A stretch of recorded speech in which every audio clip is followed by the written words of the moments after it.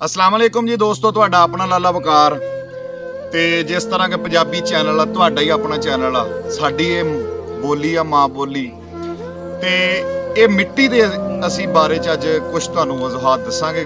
ਮਿੱਟੀ ਦੇ ਬਾਰੇ ਸ਼ੇਅਰ ਕਰਾਂਗੇ ਕਿ ਅਸੀਂ ਕੀ ਆ ਤੇ ਕੀ ਕਰਦੇ ਆ।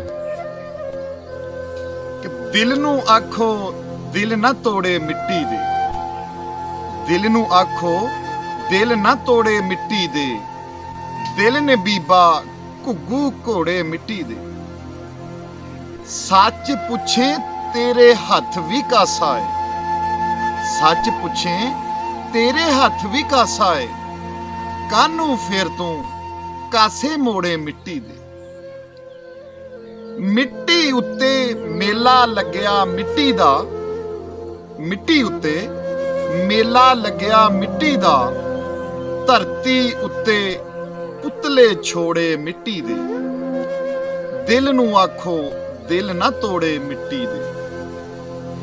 तेरी मेरी मूरत अंदरों इको है, तेरी मेरी मूरत अंदरों इको है, बाहरों वखरे रंग निचोड़े मिट्टी दे। ते कबरां अंदर लख फसाने दब्बे ने, कबरां अंदर लख फसाने दब्बे ने, ते कबरां अंदर लख फसाने दब्बे ने, सारे ही ने दर्द दे मारे मिट्टी दे। मिट्टी उत्ते मुच्छां रखी फिरदे ने, मिट्टी उत्ते मुच्छां रखी फिरदे ने, मुच्छां नू पै देन मरोड़े मिट्टी दे। दिल नू आखो दिल ना तोड़े मिट्टी दे, दिल ने बीबा घुग्गू घोड़े मिट्टी दे।